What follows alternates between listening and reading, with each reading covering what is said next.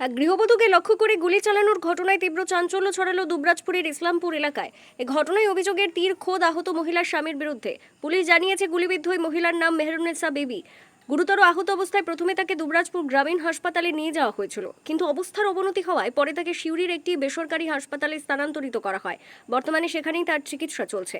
পরিবারের সদস্যদের একাংশের দাবি, পারিবারিক বিবাদের জেরেই মেহরুন্নেসাকে লক্ষ্য করে তার স্বামী শেখ আফতাব গুলি চালিয়েছে। তবে ঘটনার মধ্যে একটি ধোঁয়াশাও তৈরি হয়েছে, কারণ আহত মহিলার বাবা সংবাদ মাধ্যমের মুখোমুখি হয়ে জানিয়েছেন যে তিনি নিজের চোখে কাউকে গুলি করতে দেখেননি। ফলে ঘটনাটি ঠিক কী কারণে এবং কিভাবে ঘটলো তা নিয়ে এলাকায় দ্বন্দ্ব তৈরি হয়েছে।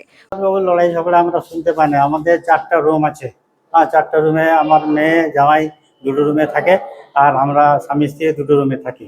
হ্যাঁ, এবারে মোটামুটি 3:30 নাগাদ হবে বিকেলে আজকেই। তো আমরা কোনো ঝগড়া ফগড়া কিছু শুনতে পাই না, সেটা মিথ্যা করে আমি বলবো না। হ্যাঁ, তো হট করে দেখলাম যে দুমকো শব্দ হলো একটা। হ্যাঁ, তো আমরা তখন মেয়েটা তখন কাঁদতে চিৎকার করতে শুরু করলো। তখন আমি ছুটে গেলাম, বললাম কী ব্যাপার হলো, কি শব্দ পেলাম, দমকল শব্দ হলো।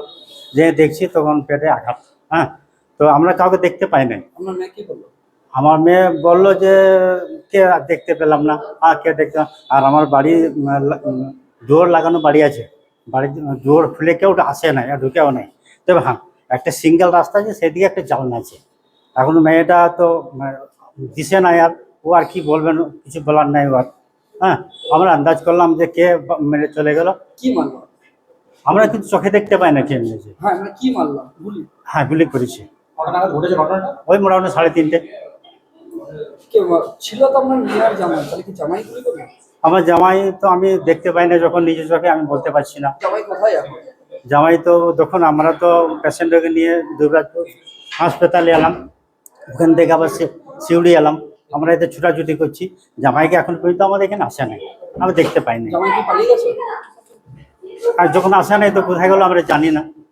জামাই যখন আসে নাই তো কোথায় গেলো সেটা আমি বলতে পারছি কে না। গুলি করলো? গুলি কে করেছে স্যার, আমি কিন্তু সত্যি করে বলছি একবার দেখতে পাই নাই।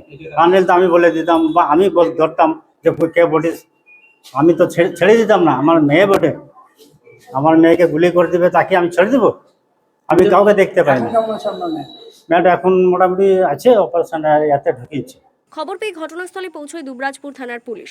ইতিমধ্যেই ঘটনার আসল রহস্য উদ্ঘাটন করতে এবং ঘটনার নেপথ্যে থাকা প্রকৃত কারণ জানতে গভীর তদন্ত শুরু করেছে পুলিশ প্রশাসন।